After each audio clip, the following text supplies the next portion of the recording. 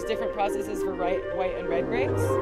And so the way that white wines make, when they come into the winery, we have these great big presses. So basically the grapes get all mashed up till they're real juicy, but all the plant material is still in there. And so they go into the press, and it's called a bladder press. So it's like a big tank, but then there's this like food grade kind of plastic bladder that fills with compressed air, and it pushes really, really hard. And then there's these screens, so all the juice falls out, but all the plant material is still in the press. And in the past, the way that it was done is people would like stomp the grape with their feet. Mm-hmm. We have the school groups come and stomp grapes with their feet every year. It's really fun. That's really cool. I know, and so it feels, well, there's no grapes this time of year, but that's an experience. It's really fun. I'm sorry. Yeah, no, it's okay.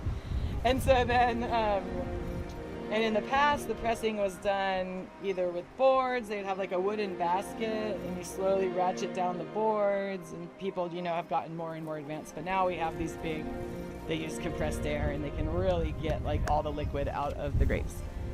And so, so once that juice is out, it's like a really, really sweet grape juice. Because to make, basically yeast eats sugar and make alcohol. And so to get the right fermentation, the grapes for wine grapes are picked really sweet. It's like sweeter than a table grape that you would eat. And so you have this really sweet juice. And for the white wines, you then put the juice into a tank, and usually we cool the tank, and then it ferments really slowly, the white wine. And the red wines are different. The red wines go into the tank with their skins and seeds, and they get mixed every day. The skins and seeds get mixed in, and that's where the color comes into the liquid, and a lot of the flavors that are in red wines come into the liquid through the seeds and the skins. And so then the pressing process on the red wines happens after the wine is mostly already fermented. And then, like I said, all that skin and seed material, we bring it out here and compost it. And then at that point, because our wines are all preservative free, we don't actually make our wines in barrels. We use stainless steel tanks because they're a lot easier to clean. Because barrels are so porous, all the little holes in the wood, all kinds of, every breath of air we breathe has yeast and bacteria and all kinds of stuff in it. And so when you're using a barrel year after year, sometimes it can get some different yeasts growing in it that can make a wine spoil if you're not using like sulfites and stuff. So we do it in stainless steel, but then we actually, it's a byproduct of barrel making. Barrels are made by oak wood almost always, not always, but then they toast it in flames and it gets different flavors, depending on how long the barrel is toasted. So what we use, it's like a byproduct of barrel making. It's little chips of toasted oak, and they're in like these tea bags, because the flavor of oak in a wine can be really nice, and it's what wine drinkers expect. You can make wine without oak, and it tastes a lot like fruitier and different, but especially with the red wines, some of the oak flavor really just like makes it taste better. That's so cool. And so do you guys do other sorts of like flavoring, like tea bags? No, we don't. No, well, I mean, just personally, I really like making herbal wines, and that can be a really fun way, and because I'm like a home herbalist, and so there's, over history, wine was a major carrier of herbs. Because not everyone had stills. Like a lot of times herbal tinctures these days are made from a higher level alcohol, which is distilled. But over, the millennia, lots of people had wine, vinegar, a lot of herbs were put into that. So I've had a lot of fun making herbal wines. You can just like chop up your favorite herbs and put them in a bottle of wine overnight and try it. What have you made? So, what's your favorite? Oh, I really like, with like a red wine, peppermint can be really nice, or rosemary can be really cool. And then the white wines, I like more like delicate herbs. Sweet. Like elderflower is really amazing. You can use lemon balm, and Sauvignon Blanc is like super good. So that's fun. Actually, sometimes we have a wine club where people sign up to get wine from us 3 times a year, and Love that. we haven't really had many wine club parties since the whole COVID thing, but we have a couple of times we did herbal wines, and people really, yeah, they're delicious. We And you can even like have them go for longer to get more medicinal. Like you can do them overnight and they just taste good, but you can actually use wine like as a well, it's called the menstruum, is the liquid that's used to extract an herb. So you can use wine as a menstruum for herbal tinctures. What would be some of the like wines that you would see on the shelves? Oh yeah. The labels, what are some? Yeah, we have a couple different brands. For years it was just Frey Vineyards, Frey. And most of our wine, that's another thing, most of our wine in terms of marketing, there's all kinds of different like marketing strategies for wineries, but most of our wine is sold in grocery stores. And it's not super expensive. Like we're a lower to mid-grade winery in terms of price. So there's the Frey label, and it's in a lot of grocery stores like around the country. Like it used to be just more like organic stores, but we're in like all the Whole Foods that are allowed to carry wine. We're in a lot of them are kind of a little more like natural food stores, but not only. Here in California, we're in like all the Safeways and Albertsons, and on the East Coast, there's like Kroger's and Publix, and we're in a few Costco's, but not a lot. We can't really make enough wine for like all the Costco's in the world. And then different wine shops and stuff. We also sell wine online. We have another label that's called Pacific Redwood. And it is just, there's a whole other side that we haven't talked about. The whole marketing and branding of wine is a whole, conversation in and of itself, because wine has such a strong like consumer culture behind it. Mm-hmm. And people get really, really heavy into wine. And our niche has been like the organic and natural wines and the non-sulfited wines. That's been really important. A lot of people have sensitivities to sulfites, so we get stories like all the time of people who are like, I had to give up drinking wine, and then now that there's not sulfited wine, I can drink it again. So we have kind of like this really strong following of those people, or people who really just want to have their diets be all certified organic and stuff. So that's probably like the majority of our customer base. So yeah, we're in a lot of stores. But then over the years, we've done different other fun label stuff, some more successful than others. But like Frey and Pacific Redwood are really like our main brands. We have a friend who's a local artist, and she comes up with all these cool, we'll float all kinds of labels. And so we sell our own brands, and then occasionally we'll make, like a customer will come to us and want like their own label, but with our wine in it. And that's called a private label thing. And that happens across like all sectors. Like some of the most famous, like the Kirkland brand at Costco, it's like their brand, but they have, you can get like Kirkland cashews and Kirkland socks. And so they go around to different people who make that stuff and are like, hey, we want to do a private label. And then they just package it differently, and maybe the formula is different. It could be something made especially for them by these different people, and then it's under their own label. So we've done some private label stuff. Right now there's a Sprouts Markets. They're like natural food market that's getting to have more and more stores across the country. So we're doing this new label called Plenty for the Sprouts Markets. It looks pretty cool.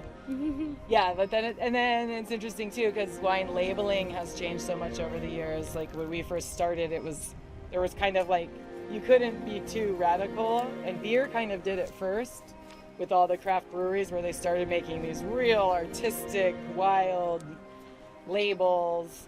And so now there's a lot more like desire and tolerance of like cool artsy stuff. So our friend Nicole, we call her our secret weapon label maker, because she's just like a great artist and has all of these cool ideas. And so some of those that she's come out with have been really successful and fun. Mm-hmm. Yeah, but you can buy it in New Jersey. We sell a lot of wine in New York and New Jersey. Oh, really? You California, Florida, and Texas are big states for us. We're in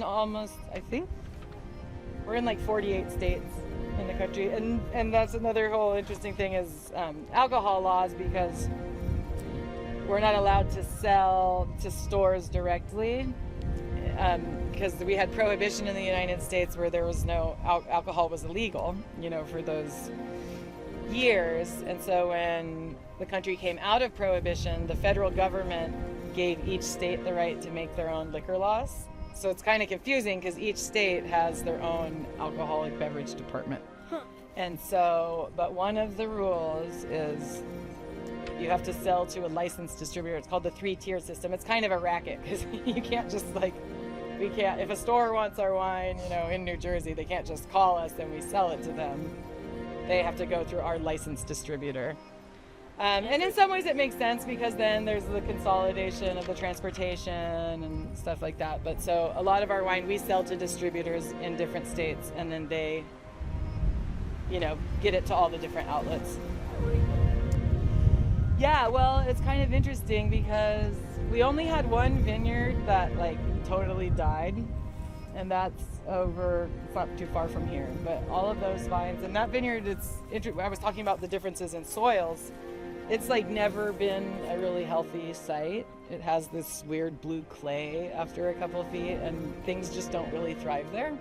So right now it's just hanging out. But yeah, so most of the white wines that year had been harvested already. But all of the grapes that were out on the vines that haven't been harvested, they were ruined. They tasted like an ashtray. It was really intense because the fire was all right. You can see the fire was all right here. Wow. But there have been different levels of recovery. All the offices of our business burned down, and our bottling line burned down. Luckily, the warehouse is a big metal building, so it didn't burn. So everything that we had in cases didn't burn. And a lot of the wine that was in the stainless steel tanks was fine. So it could have been worse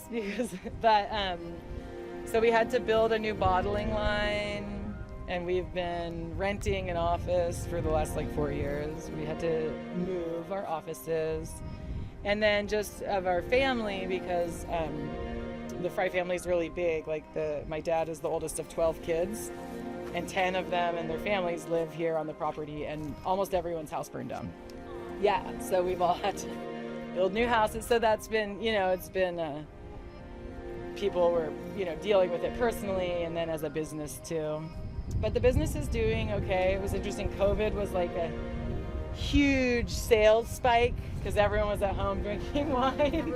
That was just mind-boggling kind of, and that was really lucky though because so many people, lost their livelihoods during COVID, and for us we were just could barely keep up. So that was kind of interesting, and also nature didn't stop, right? So my husband, he's the vineyard manager, so it's not the grapes stopped growing, even though all these other things stopped, Mother Nature never stops. So since, wine and food, it's all, everything is, the land is the foundation of it all. Those natural cycles kept going. So yeah, but the wildfire, one interesting thing that happened is vines got damaged, and they seemed like they would be fine for the first 2 seasons, but then they died. And it's they had a little bit of life force left in them after, getting burned so bad, but they didn't have it to really stay alive. But vineyards were actually a buffer for the fire too, because you can see how thick the forest was here, and the fire came through.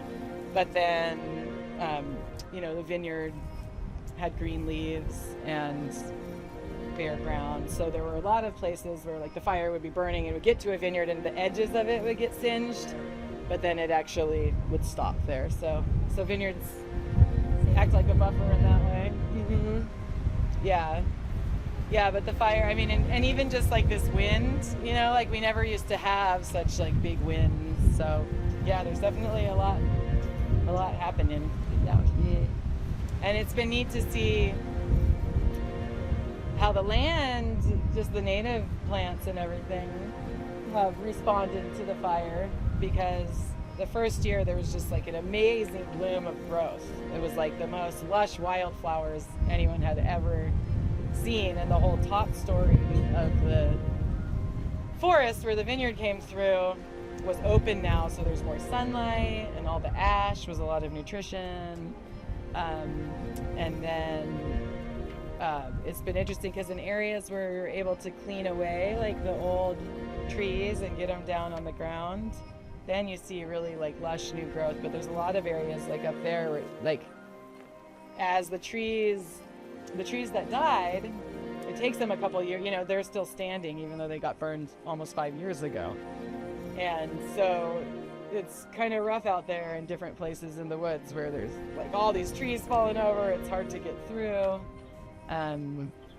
But definitely, you know, I feel like nature's always trying to get back into balance, and certain species have done really well since the fires.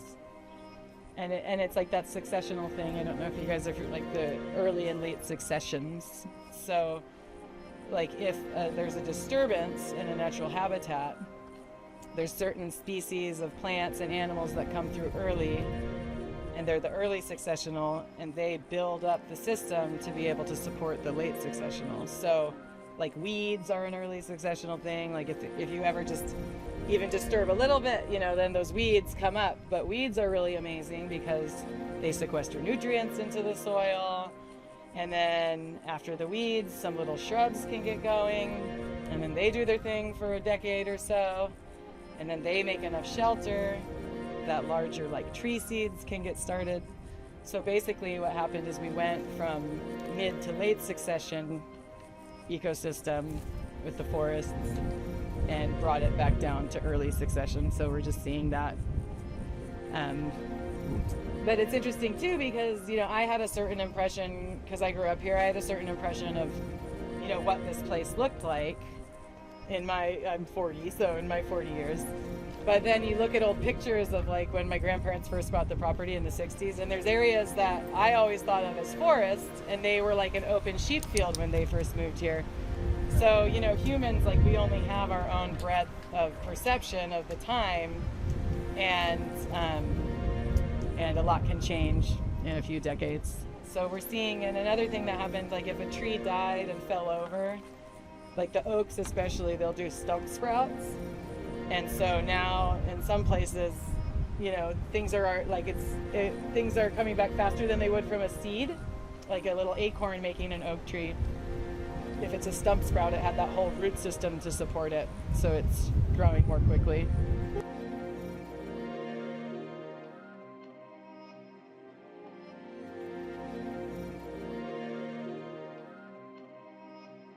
Up like tons of agricultural land, you know, and so the number of farmers has been dwindling, and farms have gotten larger, but then we've had, in like agriculture in general in the world, just the corporate interests that are involved with it have really had an impact on how things are done. Also subsidies at the national level, and crops becoming commodities. So like the fact that, you know, the federal government, the USDA, they subsidize certain crops, corn, soy, canola. If you grow those, even if they don't make money, you'll get paid for them, you know. And so it's really bizarre because we're propping up these systems, and those aren't even things that people should probably be eating. It's like the root of so many of our health problems too, because at some point they decided they should subsidize corn. And then they had all this corn. They're like, what are we going to do with it? Oh, we'll make corn syrup. What are we going to do with all this corn syrup? Let's just like put it into everything. And now like everyone's obese, you know, so it's like this vicious cycle. And really it's driven a lot, I think, by money and the corporate thing. But so it's really interesting because right now there's a whole generation of really inspired and amazing young farmers who want to really do right by the land and really nourish people in terms of like really growing the best and most nutritious food for the well-being of people. And so access to land is a really big issue for farmers because there's lots of people who would just like love to dig in and do a farming enterprise and don't have a secure place to do it. There's some really good people working on that issue. There's like here in California, there's this one called CAF, California Access for Family Farms, and they help. There's one called FarmLink, where they try to match up people who have, farmland with farmers who want to do it. So there's a lot of really good work being done in it. There's so many interesting ways that like agriculture and social justice can intersect. There's some really great stuff with veteran farmers, getting people back on their feet after going through the whole experience of being a soldier and giving people like dignity and livelihood in that way. There's really neat horticultural therapy for disabled people to try to, let them have purpose and dignity in their life too. So there's, for just as much of the bad stuff is going on, there's so much grassroots, like really beautiful stuff happening with agriculture across the world and the country. They were. Yeah, those were the Pomo. It's P-O-M-O, the Pomo people. Well, Pomo people, I mean, they lived off the land in an indigenous way of hunting and gathering and harvesting and really tending. That's another thing that, I think Lindsay probably knows about, and Croca's really neat about teaching, because like when white people showed up, they're like, look, it's this beautiful, abundant land and it's just the way it is. But that's not really true. There were millennia worth of knowledge and indigenous knowledge and actual practices. The land was managed. There were control burns. So like, when European settlers came here, they saw one thing that they thought was nature like in its raw state. But what it was actually like a beautifully architected garden. So there was that kind of farming, and there's been...